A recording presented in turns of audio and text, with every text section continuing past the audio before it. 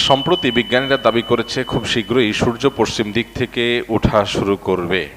তাহলে কি আমরা কিয়ামতের দ্বারপ্রান্তে রয়েছি? যে কোনো সময় উল্টে যাবে পৃথিবীর চৌম্বক মেরু, আর মেরু উল্টে গেলে উল্টে যাবে দিকও। ফলে সূর্য উঠবে পশ্চিম দিকে। সূর্য পশ্চিম দিক থেকে ওঠার আশঙ্কা করছেন অনেক বিজ্ঞানীরা। প্রথমত অনেক সময় আমাদের দেশে এই জাতীয় রিপোর্টগুলোতে বলা হয় এক জিনিস, আর রিপোর্টে উপস্থাপন করা হয় এটাকে আরো ফুলিয়ে ফাঁপিয়ে দর্শক বা ভিউয়ার্স টানার জন্য আকর্ষণীয় করে চমকপ্রদ করে সেটাকে উপস্থাপন করা হয়। বাস্তবতা আসলে এই টাইপের না, এরকম হয় অনেক সময়। এখানে রিয়েল ঘটনা কি সেটা আমি জানি না, যদি ধরেও নেই যে রিপোর্ট যেভাবে করেছে সেভাবে রিপোর্টটা আমি দেখেছি। পশ্চিম দিক থেকে সূর্য ওঠার আশঙ্কা করা হচ্ছে, সেক্ষেত্রে সেটা যদি হয় তাহলে সেক্ষেত্রে পৃথিবীতে নানা রকমের বিশৃঙ্খল পরিস্থিতি দেখা দিবে, রোগবালাই, ঘরে ঘরে ক্যান্সার হয়ে যেতে পারে, ইত্যাদি ইত্যাদি অনেক আশঙ্কা বিজ্ঞানীরা করছেন। আমরা যখন কোরআন এবং হাদিসের ছাঁচে ফেলে এই গবেষণাকে মাপঝোপ করার চেষ্টা করি, তখন আমরা দেখতে পাই নবী করিম সাল্লাল্লাহু আলাইহি সাল্লাম কিয়ামতের আগে 10টি বিশেষ আলামত প্রকাশ পাওয়ার কথা বলেছেন, যেগুলোকে আলামাতুস সাআহ আল কুবরাহ বলা হয়েছে, অর্থাৎ কিয়ামতের বড় বড় আলামত হিসাবে আখ্যায়িত করা হয়েছে। এখানে বড় আলামত বলতে কিয়ামতের একেবারে শেষ মুহূর্তে এসে যেগুলো দেখা দিবে সেগুলোই বড় আলামত, আর যেগুলো অনেক আগে থেকে দেখা দিবে সেগুলো ছোট আলামত।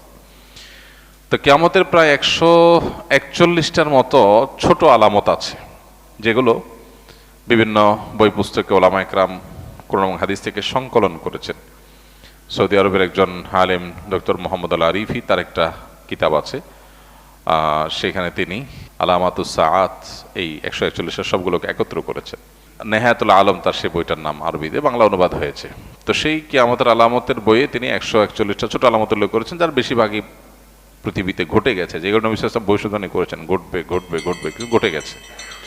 আর কিছু আছে এখনো ঘটেনি। আর 10টা আলামত যেগুলো ঘটবে কিয়ামতের ঠিক আগ মুহূর্তে, তার মধ্যে থেকে একটা হলো পশ্চিম দিক থেকে সূর্য উদিত হবে। পশ্চিম দিক থেকে সূর্য উদিত হওয়ার এই আলামতটি দেখা দিবে কিয়ামতের আগের সব ছোট বড় আলামত প্রকাশের পরে। এরপর আর কিছু থাকবে না। পশ্চিম দিকে যখন আপনার সূর্য উদিত হবে, তখন কেউ আর তওবা করে আল্লাহর পথে ফিরে আসলেও সেটা অ্যাকসেপ্টেবল হবে না, সেটা অ্যাকসেপ্টেড হবে না, এবং তারপরেই শুরু হবে মহাপ্রলয়, শেষ। এই যে তার আগে একটা দীর্ঘ রাত থাকবে, বিভিন্ন বিশুদ্ধ হাদিস দ্বারা, কোরআনের বিভিন্ন ভাষ্য দ্বারা কিয়ামতের পূর্বে যা যা ঘটবে সেগুলো প্রমাণিত। সেই আলোকে আমরা বলতে পারি, যেহেতু কিয়ামতের ওই যে আলামতগুলো এখনো দেখা দেয়নি, ইমাম মাহদির আবির্ভাব, ঈসা আলাইহিস সালামের আবির্ভাব, দাজ্জালের সাথে সংগ্রাম, ইয়াজুজ মাজুজের সাথে সংগ্রাম, আরো বহু বিষয় রয়েছে যেগুলো কিয়ামতের আগে ঘটবে। সর্বশেষ আলামত হবে এটি। তো সেই ছাঁচের সাথে আমরা মিলাইলে দেখি যে এটা যদি ঘটেও, বিজ্ঞানীদের এই গবেষণা যদি সত্যও হয়, তাহলে কিয়ামতের আগে যে পশ্চিম দিকে সূর্য উদয় হওয়ার কথা হাদিসে বলা হয়েছে, এটি সেটা নিশ্চয়ই না।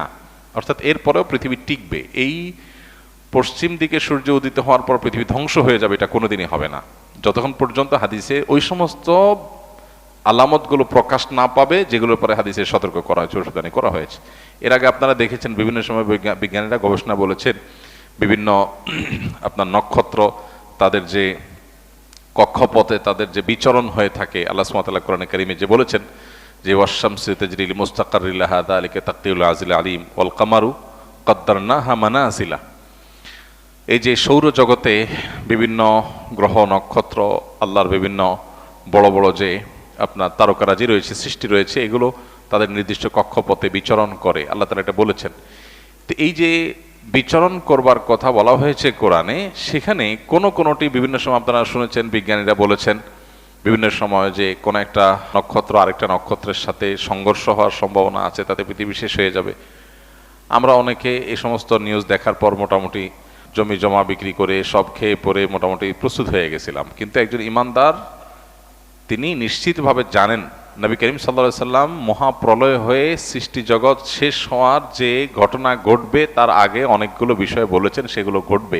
তার অনেক কিছু এখনো ঘটে নাই, সো আমরা সেটার জন্য অপেক্ষায় আছি। ওইটার আগে কখনো এটা হবে না।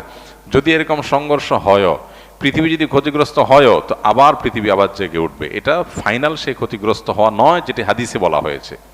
সো এই পশ্চিম দিকে যদি সূর্য উদিত হওয়ার ঘটনা কোনোভাবে আংশিকভাবেও যদি এটি সত্য বাস্তবায়িত হয়ও, তারপরেও সেটি সেই পশ্চিম দিকে সূর্য উদিত হওয়া নয় যেটার মাধ্যমে সব ধ্বংস হয়ে যাবে। বরং বিজ্ঞানীদের এই সমস্ত গবেষণার মাধ্যমে একজন ঈমানদারের এই ঈমানটা আরো বৃদ্ধি পায় যে নবী করিম সাল্লাল্লাহু সাল্লাম বা কোরআনে কারিমে যে আপনার ভবিষ্যৎবাণী করা হয়েছে এটা ঘটবে ওইটা ঘটবে, তার কিছু কিছু আছে মানুষ কোনোভাবে বিশ্বাস করতে পারতো না, এক সময় অবিশ্বাস্য ছিল কিভাবে এটা হবে। বিজ্ঞানীদের গবেষণা করে বিভিন্ন বৈজ্ঞানিক থিওরি দিয়ে সেটাকে তারা প্রমাণ করছেন কিভাবে এটা পসিবল, কিভাবে এটা সম্ভব। তাহলে যেটা আমাদের কাছে অসম্ভব মনে হতো, অনেকের কাছে অযৌক্তিক মনে হতো, অনেকের কাছে ইলজিক্যাল মনে হতো, বৈজ্ঞানিকদের গবেষণার মাধ্যমে সেটার সম্ভাব্যতা প্রমাণিত হওয়াটা এটা আমাদের ঈমানকে বাড়িয়ে দেয় যে আল্লাহ এবং তার রাসূল সাল্লাল্লাহু আলাইহি সাল্লাম যা বলেছেন আমাদের বুঝে আসতো না এটা কিভাবে হবে, কিন্তু দেখলাম যে পরে বিজ্ঞানীরা বিভিন্ন গবেষণা দ্বারা এটা সম্ভাব্যতা প্রমাণ করেছেন।